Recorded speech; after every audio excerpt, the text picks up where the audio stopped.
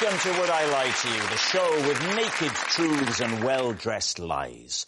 On Lee Mack's team tonight, a comedian from Devon who is truly the cream of the crop. Or should that be the jam of the crop? I never know which goes first. It's Josh Widdicombe. And a star of Made in Chelsea, a show so posh it makes Downton Abbey look like EastEnders. It's Sophie Hermann. And on David Mitchell's team tonight, a DJ and presenter who loves garage classics. My favourite garage classic is treating myself to a scratch card when I pay for my petrol. It's Gemma Cairney. And a man famous for his hammer. No, not the Norse god Thor. It's auctioneer and four-room star Raj Bisram.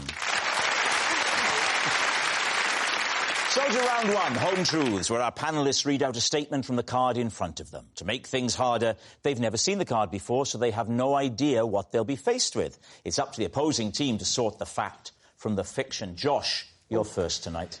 OK. Possession. Ah, right. First of all, yes. Take the item out and pop it on the desk. Then read out the card. This is my woolly hat. I can't wear it because whenever my ears get warm, I fall asleep. Right. David's team.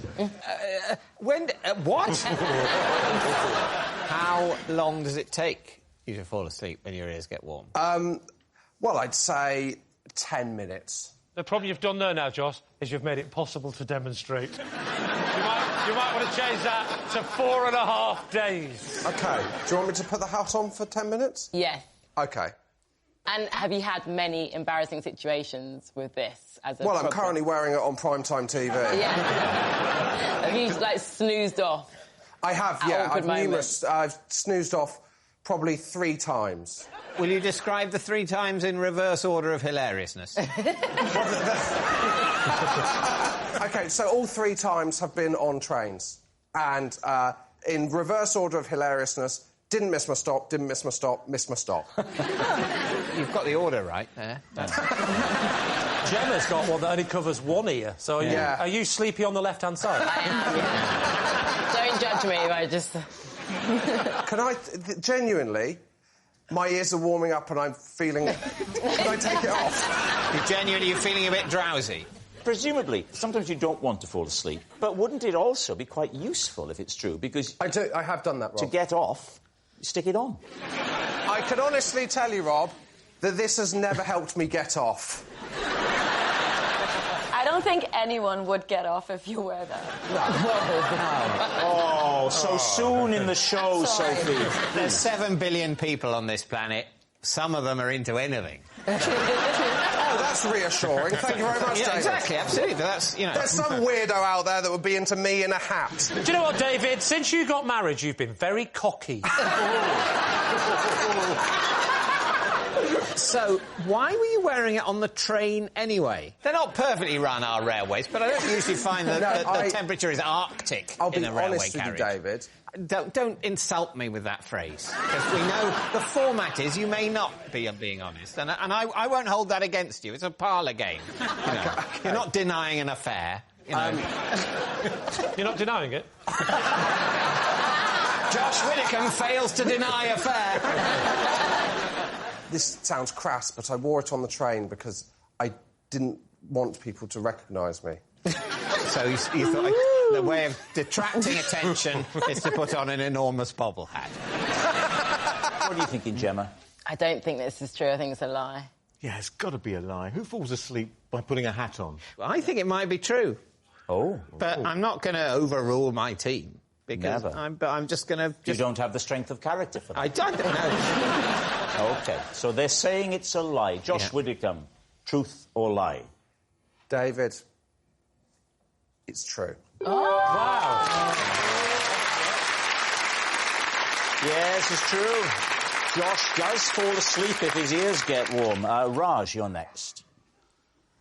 I used to practice skiing by strapping myself to the roof of a speeding car. Right, Lee's team. Is this how you lost your hair? Might have something to do with it. So, OK, when was this? Oh, back in the late 70s, early 80s. I was a skier. What, a professional skier? Yes. Were you? Before you were an antiques guy? Yes. And you learned that on a car? No, it was part of my training.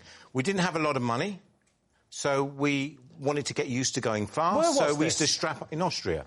In Austria? Right, because there are no mountains in Austria where you can practice. Are you talking about a professional skier in events, or you mean you taught people to ski? No, I also raced around Europe.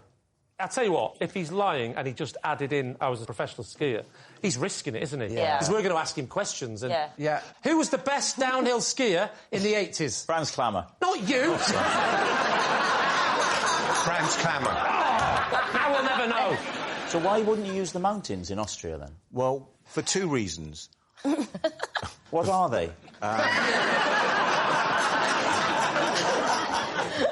One is I would have been a danger on the slopes. Are you not a danger when you're strapped to a car on a road? No, we weren't on a road. Oh, where were you? A racetrack. Well, it's actually a trotting track. It's for horses that trot round the... And how'd you learn to ride them? Did you put the horse on top of the car and then get on top of the horse? You were never on a public road, were you? No. There was never any situations where the driver forgot and thought, oh, I'll just pop into this underground car park for a bit. What was the second reason? You never got to that? We didn't have the money either. But you had the money for a car and the hiring of a racetrack. We didn't have to hire the racetrack. The car was thrown in, as it were. It was a special car because it had to have a very long roof rack. What are you practising? The feeling of speed. So what sort of speeds are we talking about? We tried to get to speeds between 60 and 80 miles an hour. No. And all this holding you on is the boot attached to the skis? Yes. And what sort of pose, now, then, are you doing? Could you show us the kind of position you would assume? I'd start standing up, and then I'd get down into this position with my On the top sticks of the here car? like this. How long's the journey? We just keep going around the track till, we're tired. How are you telling the driver? Yes, That's a good point. Because you're on top of a car going at 60 miles an hour. And you're thinking, I'm knackered here, and so... Well, I've got poles, and we had a system where you just bang the car. Oh, come on! One bang for stop, two bangs for a snack. What are we thinking? Sophie, could he be telling the truth? It's a 9 from me. It's a lie. I don't know what you learn. What's that training you to do in a car? Because if you're on a ski slope going, oh no, I'm 60 miles an hour, I think I'm going to crash into the tree. Oh, I know. I'll tap on the window. Oh, no, there is no window. What are you training to do? Well, just get used to the speed. All right, what's your team going to say, Lee? It's a lie. Do you think it's a lie? Lie. We're going to go lie. You're saying it's a lie. Raj, was it true, or were you telling a lie? I was, in fact, telling the truth.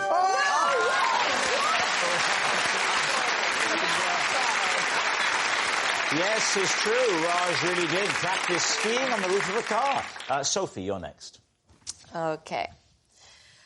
Last year, at a charity dinner, I asked Prince William to fetch me a drink because I thought he was a waiter. David's team. So describe the scene. How many people are at this dinner? 30?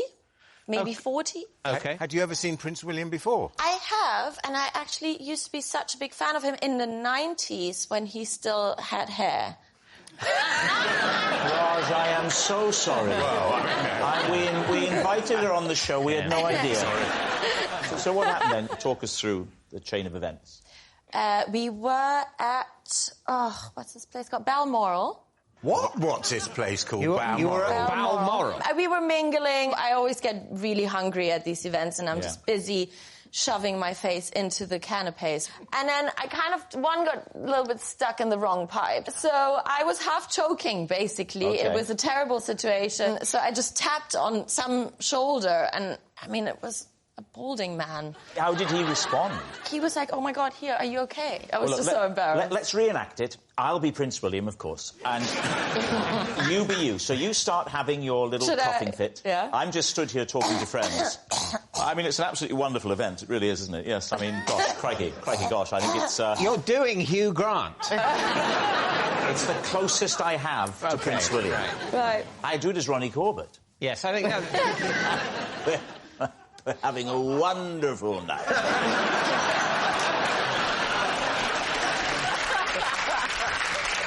Imagine Lee is Prince William. Let's see if Lee will do this beautifully. Watch this, watch this. Are you Welsh? What?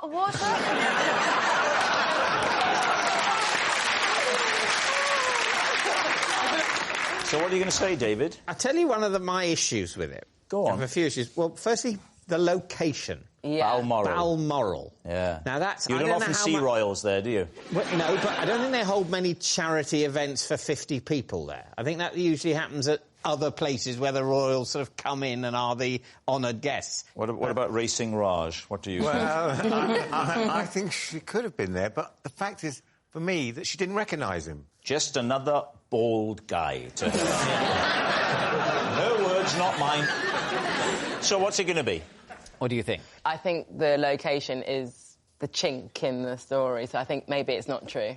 Yeah. Not true. No, so we're going to go not true. Saying lie? Yeah. OK, Yeah. Sophie, at Balmoral, truth or lie? It is, of course, a lie. It's a lie. Our next round is called This Is My, where we bring on a mystery guest who has a close connection to one of our panellists.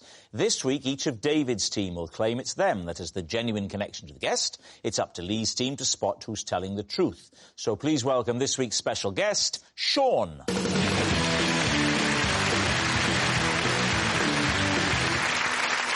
So, Raj, what is Sean to you? This is Sean. I used to whip his shirt off in public for money. Right, Raj's bare-chested buddy. Gemma, how do you know Sean? This is Sean, and at school he blew up my Whatsits.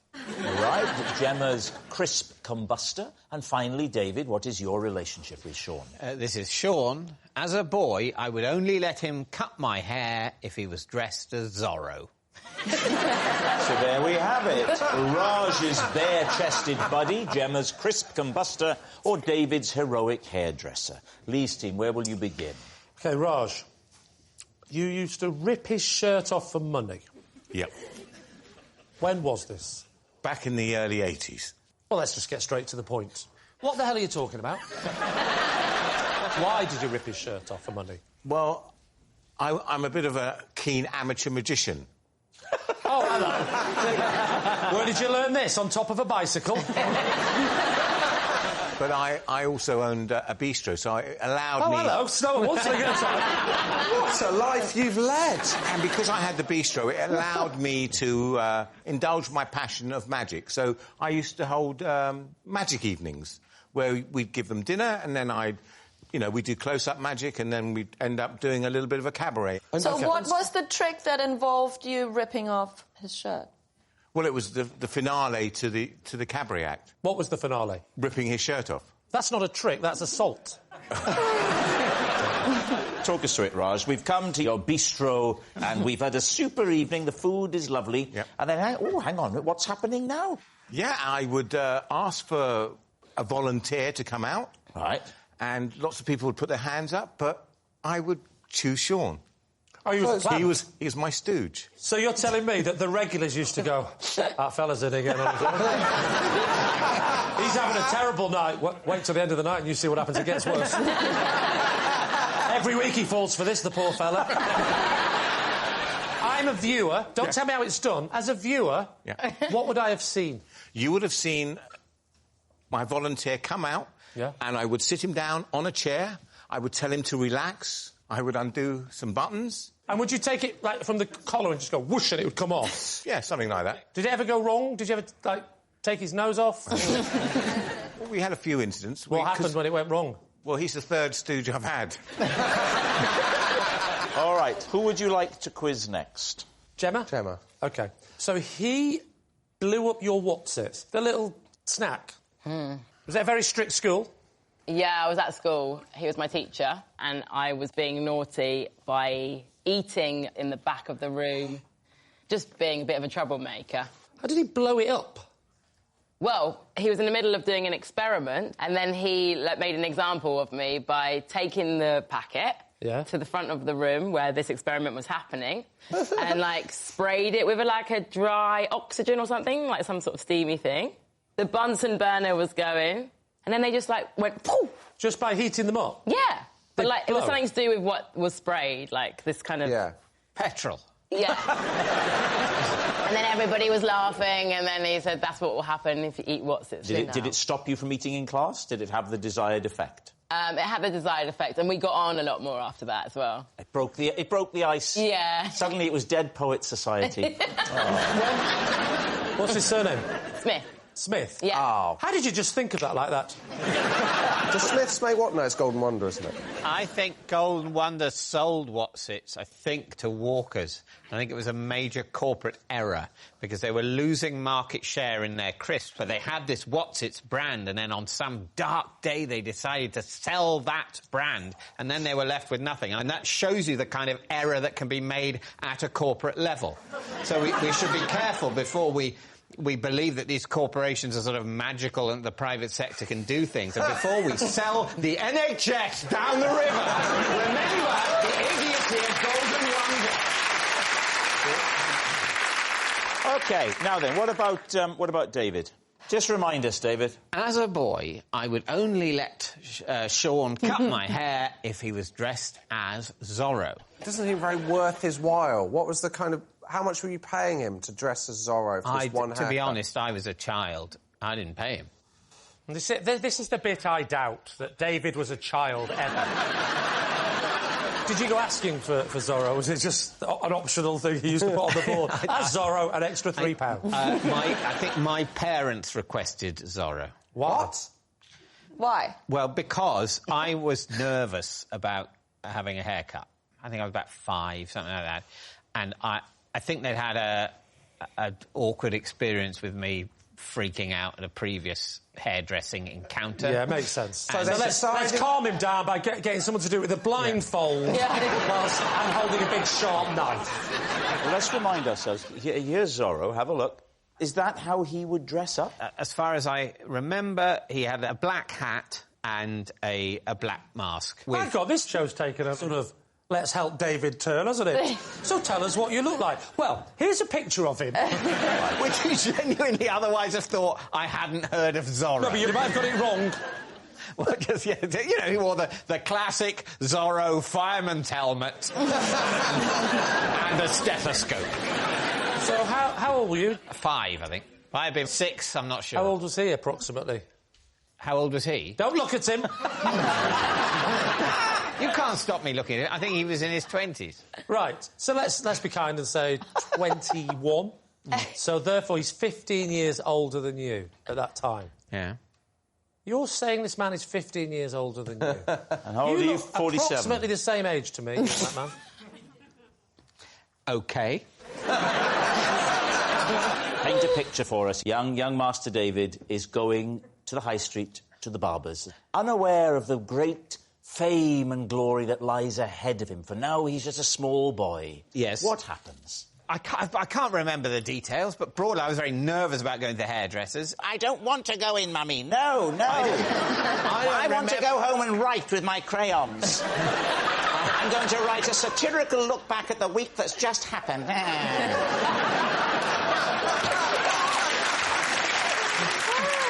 My friends in playgroup are telling me I'm quite the wit. I mean, I was probably unbearable, you're right. I contemplate that every day. You say unbearable, I say adorable. Thank you. I don't remember the details. What's that? Sending you a heart. Oh, is that a heart? I thought that was saying, remember your kidneys. Right, we need an answer. So, Lee's team. Is Sean Raj's bare-chested buddy, Gemma's crisp combustor, or David's heroic hairdresser? I'm struggling with David's here a little bit. Yes. So Gemma's Wotsits. That's very believable. That's the kind of thing a kind of wacky science teacher would do to It is very passion believable in science. And what's unbelievable is the idea that... Now, Raj... Have you left the gas on? Raj, show us a trick. If I could have half an hour Yeah. and the use of the internet, I'm sure I could do that. Oh, yeah, but what did you think the question was? I don't know, what do you think? I think he does look a lot like a science teacher. I think Gemma's telling the truth. So we're going to say Gemma? Yeah. Gemma? Saying it's Gemma. OK, right. So, Sean, would you please reveal your true identity? I'm Sean, and Raj used to whip my shirt off for money.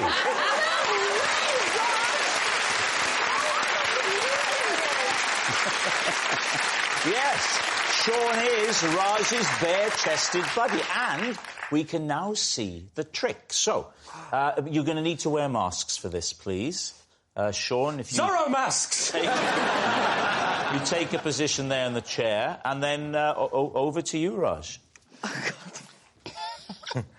Well, I would simply get Sean out as my stooge. We'd act as if we didn't know each other. I'd say, good evening, how are you? And I would undo his wrist button, and then I would undo this button, and then, as you can see, I'd undo this button. And then, all I'd say is, on the count of 3, we'd say some magic words. And tonight, they are, would I lie to you? So on the count of 3, 1, 2, 3. Would I lie to you? Oh, hang on. What's happened? I've nearly killed him.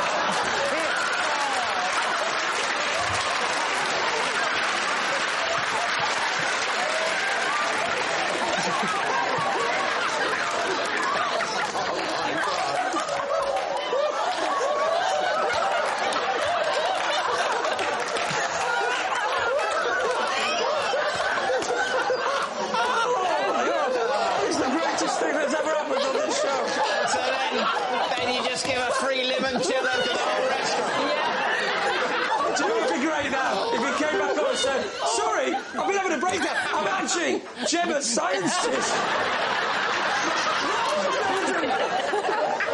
The noise was the best bit.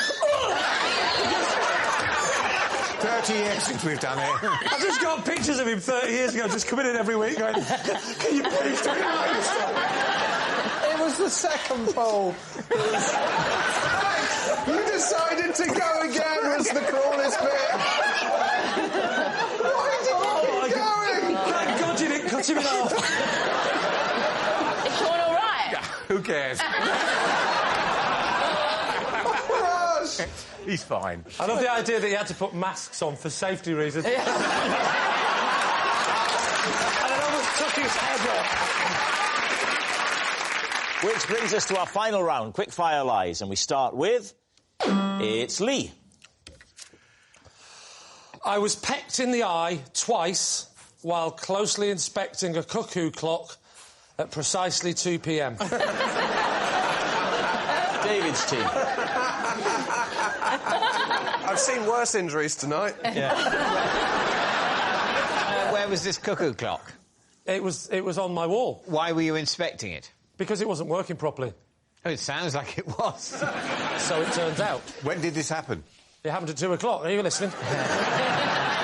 You're at home. You're relaxing at Mac Acres. Yeah. And Well, it was in the 90s. Oh. Mac bedsits. Right. Yeah. What's a bedsit? What's a bedsit? Yeah. A bedsit is like this, a very small flat. It's probably where your staff live. If you knew at 2 o'clock it was going to come out, Yeah. doesn't that seem a little bit strange to No, be getting very close to it? No, because it was coming out at midday. It was coming out at 12:05, and at 1 o'clock it came out at 5:00. And I kept tinkering with the bits inside, and I thought it's going to happen again. This isn't it? Because I haven't fixed it. And I went in close, thinking this time when it strikes 2, I'm going to listen to the noise it makes inside because it's not going to come out, is it? Bang! Right in the eye. Bang! Right in the eye. So essentially you were a victim of your own clock-mending success. Absolutely. I did enough fiddling to produce a result. What do you think, David? What do you think? Cobblers. Rubbish. What are you going to say? I think we're going to say a lie. You're going to say it's a lie. Yeah, OK, I think so. Lee. The truth or lie? That's a lie. It's Josh. Oh. Even though we use the same brand, I insist my wife and I have separate tubes of toothpaste because the way she squeezes hers is just plain wrong. David's Right. I can believe that. To be honest, it happens with us as well. Oh. We've got separate toothpaste tubes, so... What does your wife do, then? I Where do always you squeeze mine up from the bottom, Yeah. but she'll just squeeze it randomly. Is that no. like you, Josh? I'd imagine when No. you squeeze your tube, the whole blooming head comes off. So I do mine traditionally from the top. Right. The top? Yeah, That's not traditional. That's not traditional. Well, no. The toothpaste comes out the top. Oh, Yeah. yes. Yeah, that is traditional. It's traditional. I mean, Do you know what, it's David? very- Thank you very much, Yeah. because I've been having this argument for 6 or 7 years. She did cut a hole in the side. No, not at the side. So she cuts the bottom corner off. You know, like... she No, she does. Like, you know with a 99, when you bite the bottom of the... Yes. Because she doesn't like the way the top clags up with toothpaste. Ah. So about halfway through, she'll cut the bottom corner off and go from the bottom to get a new kind of exit. Yeah, so she'll initially make some use of the top nozzle. Until it starts to get claggy. And then she cuts it a little rectum. Yes. Yeah. It seems to me a very simple solution. You have your own tubes each. Yeah, they do. Yeah, we do. That's the point. that's what we're being invited to believe Do you know or what? disbelieve. I have found this very reassuring, Yeah. because you've all backed up my approach and you've totally backed up the way I'm living my life. I think I believe it. I just want to know when you found this out. It was probably when we moved in together. And then- to be honest, I didn't have an issue with it. I thought initially, this is fine, it's quirky. Oh. It's something I love about her. And then it started to annoy me. That's about everything in life. All right, so what do we think? Is he telling the truth? I think he's telling the truth. I think so too. I can just imagine him like having quite an independent wife, you know. That just Yeah, doesn't... she'd have to be, wouldn't she? Yeah. Yeah, I think it sounds true. My first instinct was true, so yeah. Okay. Stick with it. Well, I think that if Josh had been given that card just now, he wouldn't have invented the idea of snipping the bottom corner off the toothpaste tube. That's what makes me think he's telling Well, what the truth. would he have invented? What you're saying, David, is Yeah. that I don't have the mental capacity to come up with that idea. Truth is, Josh, I'm not saying it's impossible. With a following wind, on a good day, maybe. What I'm saying is I think it's more likely that it's just something that your wife actually does. All right, we're you know. saying it's true. Yeah. Josh Widdicombe, truth or lie? It's a lie.